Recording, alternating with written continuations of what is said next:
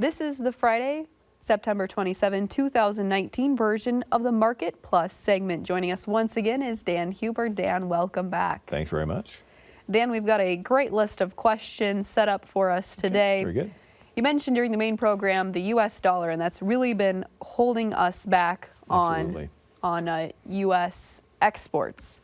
So a question here from Terry on Twitter wants to know what factors could lead to a weaker U.S. dollar. You know, one of the biggest challenges right now, and I think the dollar probably would have weakened already if we were not in this battle of the currency markets, you know, and you've had the European Union basically throwing some stimulation into their markets and cut interest rates, as been the case in other nations. Yes, we are seeing interest rates move lower. Probably the biggest way to see it drop would be a harsher cut or a surprise cut in the interest rates, but it doesn't look like that's something the Federal Reserve has on the cards here at this point in time. So, you know, as much as anything, I guess if we started seeing some economic signs finally that yes, there are some indications in some of the global businesses that the trade war is slowing down the economy. Boy, it's you know, the tough part about it is, even though the dollar probably should have broken already, we are kind of that reserve currency. So when people get nervous about a Saudi Arabia oil attack or something of that nature, they tend to rush in and buy the dollars. And you know, here again too, if we're paying any kind of an interest rate, it's better than some of the zero or negative rates around other places in the world. So that just keeps attracting money into the dollar. So. Dan, I think that then segues in nicely to another question coming to us from Chris in Bowling Green, Kentucky, looking at really commodity rallies. He said Japan and Taiwan both make big purchases and prices still struggle. So what kind of sales do U.S. commodities need to see a price rally? Well, you know, and of course, when you look at countries like that, they're really pretty reliable. It's like looking at Mexico. Well, Mexico bought great, you know, some great quantities. You know, they're almost taken for granted because they are such consistent buyers out there. You know, I think at this point in time, we need to start capturing some non-traditional markets. I mean, certainly opening up. If we can see China open up again, that will be a great step forward in the soybean market. Corn, you know, corn exports have really been a very sour spot, you know, all year long. I mean, that has just been one of our nemesis as far as, you know, any kind of price recovery in there. So it's, you know, here again, South America, Brazil in particular, had a record crop of corn this year. Argentina had a pretty solid crop. So it's just a very competitive nature right now. And again, with the dollar maintaining the strength it has, we have just not been in where we need to be on that world market to remain competitive. So, Dan, with all those factors, especially in the corn market, you talk about a 2 whatever billion bushel carryover. You look at these poor export markets, now maybe a potentially better crop than what we were expecting back in April, May. Is there any reason for corn prices to go higher? Well, you know, one, we have factored all those things in. You know, so those are all known entities and realistically should be well mixed into the batter at this point in time. So, you know, number one is, yes, we've kind of raised the expectation of what this crop could be. Now, really, the proof is going to be in the pudding. And let's not forget, there is one more element, and I'm not saying this necessarily has to happen this way, but in October, the USDA will review the acreage numbers once again, and they potentially will make some adjustments on acreage. And of course, that's kind of been forgotten about at this point, but it's really been a bone of contention ever since the end of June when they came up with the original planted acreage numbers. So it's, you know, between that and, you know, we really don't have a great idea what this yield is going to be yet. So yes, we've got the USDA out there close to 169 bushel. There's a lot of privates, and I'm, you know, privates that are agronomists, you know, strong backgrounds in ag production that are down towards 163 bushel. So, you know, we could still develop some elements of surprise that would lift this corn market out of here. Would it be a gangbuster to the upside? You know, no, that probably doesn't seem to be in the cards. But again, let's not forget, we have South America moving to the field right now. Not great conditions down there. I mean, Brazil, just the planters are sitting because it's just too dry conditions. And not only does that delay the soybean crop, it delays the second crop of corn in that nation. So, and all those things were, you know, just fell into place last year that really enabled them to put out such great crops, corn and beans both. You know, those things aren't lining up quite as favorable this year. So there's a lot to unpack there, Dan, but I want to go back to the October report that's coming up that you mentioned there. with acreage in particular. What's the Dan Hueber estimate?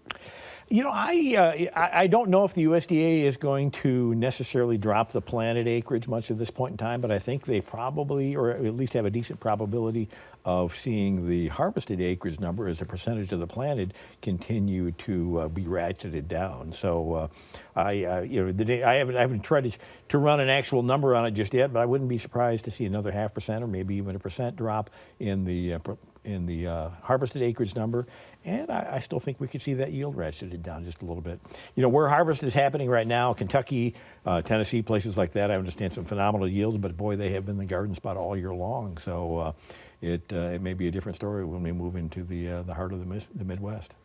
And that's what I think everybody is waiting for, to see what the heart of the Midwest has as far as what's actually in the field. We've got a question here from Norland in Hampton, Iowa.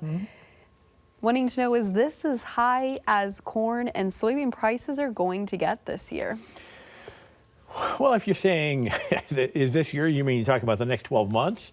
Or are we looking at through harvest time? I'm guessing through harvest time. You know, I would say until we find out, I mean, some more information on exactly where we stand with China in the next year, what we have for yields, $9 beans is going to be a tough number to get above. Now, that said, we may not break a whole lot more than 30, 40 cents under there. It looks like it's more of a sideways pattern. You know, similar on the corn, I think we could probably, if we get some yield adjustments or some yield issues, certainly we could push the corn a little bit higher than we did here back into September. But yes, I mean, we're not looking at any kind of a runaway market to the upside. I mean, if we even got back into the above the $4 range, I think it'd probably be fortunate for at least the immediate future. Right? And when I say immediate, between now and the end of the year, I think if we're going to look at gains in the market, it's going to be post harvest and probably post New Year at that point. Okay, so Dan, would you be advising folks to store that grain then? You know, I think, you know, the market's giving you the incentive to store. You've got a reasonable carry out to the month of July. Yes, basis levels in many areas are better than normal, but on the same token, it still looks like there would be a pretty good return to storage. Now, does that mean you want to speculate on the price moving up? Not necessarily. The storage decision is really one of what the market is telling you with between basis and spreads, if you store or not store. But, you know, that said, with the particularly now when we see the wheat starting to shape up a little bit, wheat tends to kind of lead the corn market. So I think if we see the wheat come out of the doldrums here, then that's a pretty good sign that corn will ultimately and eventually follow. But how's the best way to speculate on that? Probably not necessarily holding all of your commodity unpriced in the bin. If you want to have a position on that, I think you tend to be better off, or at least money-wise, to do it with futures or options. Dan, we had a couple reports. We've got a couple reports coming up, but we had a report on Friday, the hogs and pigs report. A question about that came in to us from Ryan in Humphrey, Nebraska on Twitter, wanting to know, how accurate do we feel the pork exports are, and are they current with the packers? And second, are all of the carcasses that are leaving being accounted for on that export report? Well, you know, and unlike, granted, we get the weekly export sales and reports. You know, the total numbers are usually about a 30-day lag in there. So I guess there's always a little bit of hesitation, a little question mark on how well they're being accounted for. I don't have any. I mean, it is all ultimately measured. So I mean, it's not like there's this major black market out there that's trying to sneak pork out of this country. But I mean, I guess that would show up in the warehouse numbers. So yeah, I think the numbers are there, but I think that whole idea that yes, we're always kind of looking back 30 days to see where we are on the pork exports. Started out the year with some great numbers, but then, you know, the combination of trade wars and not to mention the strength of the dollar all year long has really just waned that pork and beef both to where we're really pretty flat on the year. So, Dan, final question for you. Sure. We are a report coming out on Monday. What are your estimates for that quarterly stocks report. Again, usually not a major surprise in that September crop report or September stocks report. We're looking at about a 2.4 million metric ton and beginning stock, I guess you'd say. It probably, we tend to think that we're going to see the beans under 1 billion bushels, which psychologically will be a good thing. It's still going to be, compared to what we're normally accustomed to in the soybean market, 900 million bushel of beans is just a pile of beans to work through. So, granted, we've already projected something less than that for this next year, but that said, it's that is the limiting factor. If it's 2.4, 2.3, it really is insignificant on the corn because it is a very comfortable supply, as is 900 million bushels of beans. So, Dan Hueber, always a pleasure. Certainly, thank you. Join us again next week when we assemble a blue ribbon panel to break down the latest major government reports. Elaine Cobb, Naomi Bloom, Ted Seifert, and Darren Newsom join us at the Market to Market table. Until then, thanks for watching, listening, or reading. I'm Delaney Howell. Have a great week.